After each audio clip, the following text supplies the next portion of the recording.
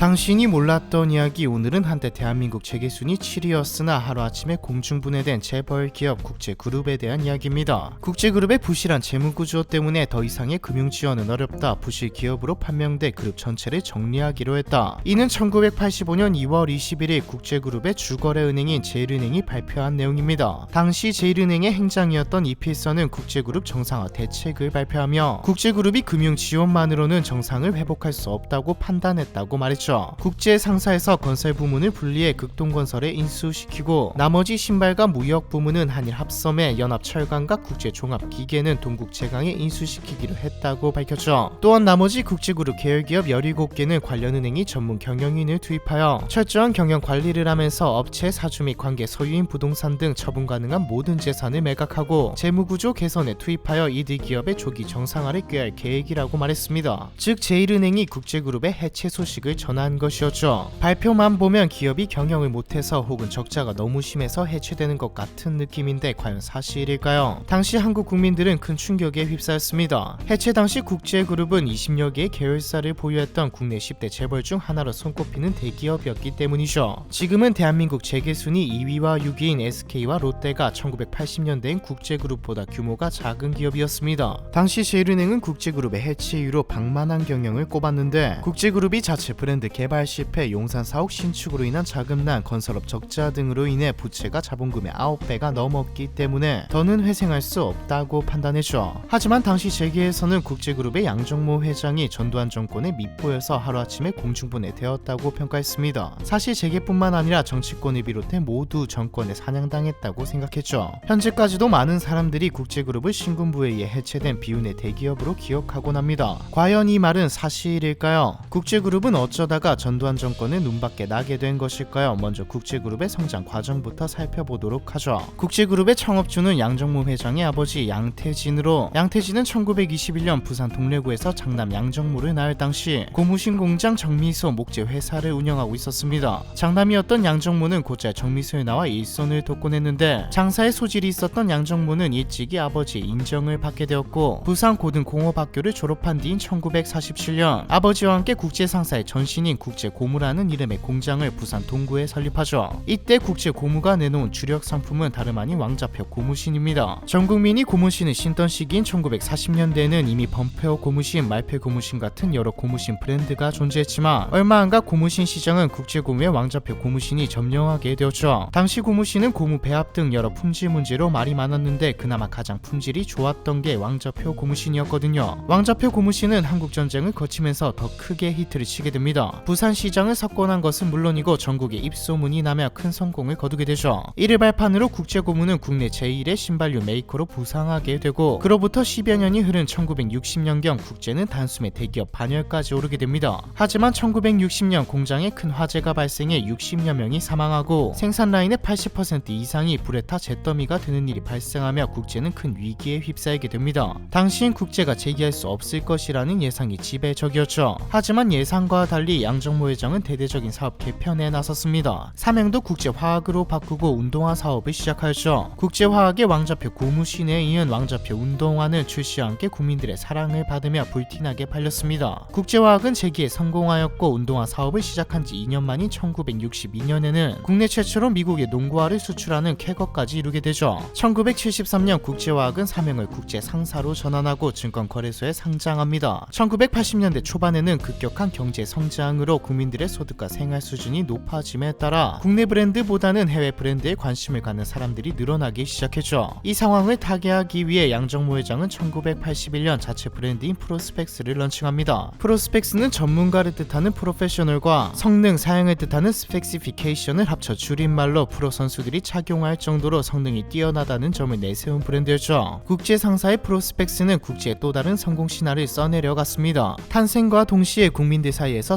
선풍적인 인기를 끌며 나이키, 아디다스와 함께 그 시절 부의 상징으로 자리매김하였죠. 1980년대 국제 상사는 매출 2조 원을 달성하며 21개의 계열사를 거느리게 되었습니다. 이 시기 국제그룹은 앞서 말했듯 재계서의 7위까지 오른 대기업으로 성장했죠. 하지만 그로부터 고작 5년 뒤인 1985년 국제그룹은 완전히 공중분해된 채 역사 속으로 사라지고 맙니다. 지금으로 치자면 현재 재계서의 7위인 하나가 하루아침에 사라진 것이죠. 과연 5년 사이에 무슨 일이 있었길래 승승장구하던 재계서의 7위 대기업이 한순간에 무너진 것일까요? 국제그룹이 분해되기 약 2년 전인 1983년으로 돌아가보죠. 1983년 10월 전두환은 17박 18일 일정의 공식 해외 순방길에 나섰습니다. 이때 첫 방문지는 미얀마였고 10월 9일 미얀마의 독립운동가 아웅산 장군의 묘소에서 참배 행사가 예정되어 있었죠. 그런데 행사 당일인 10월 9일 오전 10시 30분경 아웅산 장군의 묘소에서 폭탄 사건이 발생합니다. 아웅산 사건은 북한의 소행으로 전두환을 암살하기 위해 파견된 북한 공작원들이 미리 설치해둔 폭탄을 터뜨린 것이었죠. 하지만 북한 공작원들이 아웅산 묘소에 미리 도착해 있던 이계철 대사를 전두환으로 착각하여 폭탄을 미리 터뜨린 탓에 전두환은 아무런 피해도 입지 않았고 대신 묘소에서 행사 준비 및 예행 연습을 하고 있던 강요와 수행원 17명이 사망하게 됩니다. 이 사건으로 전두환은 공식 순방 일정을 모두 취소하고 귀국했죠. 이때 미얀마는 자국의 국민 영웅인 아웅산의 묘소에 일이 발생했다는 소식을 듣고 분노하여 북한과 당교 조치를 취했고 한국도 당연히 난리가 났습니다. 전두환 정부는 희생된 유가족들을 위해 재단을 설립하게 되는데 이 재단이 추후 국제그룹을 무너뜨리는 계기가 된 일해재단이죠. 전두환 정부는 일해재단의 운영 비용을 대기업들의 자발적 기부로 충당했습니다. 당연히 말이 자발적이지 반강제적인 협박에 의한 기부였죠. 그 시절 서슬퍼런 전두환 정권에게는 기업을 쥐락펴락할 권력이 있었거든요. 전두환은 기업인들과의 만찬이 있으면 기부 액수별로 좌석을 배치할 정도로 노골적인 모습을 보였죠. 정주영 역시 후환이 두려워 일해재단에 많은 돈을 기부했고 삼성의 이건희는 물론 그 밖에 다른 기업 총수들까지 모두 전두환 정부의 눈치를 보느라 큰 금액을 선뜻 내놓았습니다. 1988년 9월 5일자 동아일보 기사에 따르면 1984년부터 1987년까지 기부금을 낸 기업인은 총 56명이고 총액은 598억 5천만 원이었죠. 지금도 큰 금액인데 당시는 공무원 월급이 12만 원이었습니다. 압구정 아파트 50평짜리가 6천만 원이었고요. 이 중에서 기부금을 가장 많이 낸 기업인 즉 기부순위 1위는 현대그룹 정시영으로 총 52.5억 원을 냈고 12인 쌍용그룹 김석원은 15억 원을 냈죠. 그런데 재계 7위였던 국제그룹의 양정모 회장이 내놓은 금액은 5억 원이었습니다. 당시 국제그룹의 규모를 생각하면 비교적 약소한 금액이었죠. 국제그룹보다 훨씬 작은 기업도 평균적으로 10억 정도의 액수를 기부했으니까요. 하지만 정치에는 관심이 없었던 양정모는 정치 자금을 대는데 매우 비협조적이었고 당시 국제그룹은 자본금의 9배가 넘는 부채를 지고 있었기 때문에 성금의 부담을 느꼈습니다. 약속한 5억마저 어음의 형태로 지급했죠. 전두환은 당연히 마음에 들지 않았습니다. 이후 전두환이 비자금 조성을 위해 걷어들인 새마음 심장재단과 새마을 모금에서도 당시 재계 10위권 밖의 기업이었던 동국제강이 30억을 헌납했던 반면 국제그룹은 3억의 성금을 냈죠. 역시 부산 출신이라 그런지 화끈하네요. 참고로 저도 부산 출신인데 저는 약간 미시근합니다. 일각에서는 양정모가 청와대 비서실에 전화를 받고서야 10억을 냈는데 이 역시도 어음의 형태였기 때문에 전두환이 국제그룹을 아예 찍었다고 말하죠. 또한 1984년 12월 전두환은 청와대에서 재벌 총수들을 불러 모아 만찬을 열었는데 이 자리는 이듬해 2월에 있을 총선에 대한 재계 협조를 요청하는 자리였습니다. 이 만찬에 양정모 역시 초대받았지만 부산에 있던 양정모는 때마침 내린 폭설로 인해 비행기가 연착되어 지각하고 말았죠. 이때 전두환이 어디 외국이라도 갔다 왔냐며 대놓고 양정모에게 비아냥거린 것으로 알려져 있고요. 결정적인 사건은 1985년 2월 총선과 함께 벌어집니다. 전두환은 신민당과 김영삼에게 큰 데미지를 입히기 위해 총선에 있어서 가장 중요한 변수이자 김영삼의 텃밭으로 불리던 부산으로 직접 내려갔습니다. 그리고 부산 지역에 표를 얻기 위해 부산에 기반을 둔 국제그룹의 양정모에게 선거를 위해 힘을 쓸 것을 부탁했죠. 향토그룹 총수의 힘은 지역에서 막강하니까요. 양정모에게 공개적으로 전두환 정부를 지지해줄 것을 요청한 겁니다. 하지만 양정모는 고작 하루 만에 부산에 탈출하듯 떠나죠. 이는 얼마 전 교통사고로 사망한 아들의 제사에 참석하기 위함이었습니다. 전두환은 양정모 회장이 선거 캠프를 일찍이 떠났다는 사실에 엄청난 분노를 느꼈죠. 총선이 전두환 측에게 유리하게 돌아갔다면 모를까. 지역구 184석 중 여당인 민정당은 87석이었고 나머지 97석은 야당의 몫이 되었죠. 진짜 문제는 부산 지역이었습니다. 부산의 모든 선거구가 전두환 정권에 등을 돌린 것이나 마찬가지였거든요. 실제로 부산의 선거 결과가 판세를 뒤집는데 결정적인 역할을 했다는 말이 연일 터져 나왔고요. 전두환은 개빡쳤 쳤습니다. 총선 결과에 대해, 특히 부산의 결과에 대한 분노는 국제그룹을 향했죠. 총선 이후 9일 만인 1985년 2월 21일 국제그룹의 주거래은행인 제1은행은 국제그룹 정상화 대책을 발표하며 사실상 국제그룹 해체를 선언합니다. 제1은행장 이필선은 국제그룹의 해체가 주거래은행인 제1은행과 상업, 조응, 서울신탁은행 그리고 재무부가 공동 협의해서 결정한 것이다. 권력 상층부의 압력은 전혀 없었다고 밝혔으나 당시 제1은행은 국제그룹의 발행어음을 모두 부도 처리하라는 전두환이 지시를 받은 것으로 알려져 있죠. 사실 국제그룹 해체 사건 발생 3개월 전에도 조짐은 있었습니다. 제1은행은 국제상사 발행어음을 부도 처리 사전 협의지의 운영 지침의 관행을 무시하고 일방적으로 처리해 국제그룹의 부도를 유발했죠. 이 역시 전두환이 국제그룹의 자금 조달 계획에 차질을 주기 위해 재무부 장관에게 지시한 것으로 알려져 있습니다. 한마디로 넌 우리 눈밖에 났고 우리가 목줄을 쥐고 있다고 경고한 것과 다를 바 없죠. 양 정부는 그룹 해체 사실을 제1은행 발표 30분 전에 알게 되었고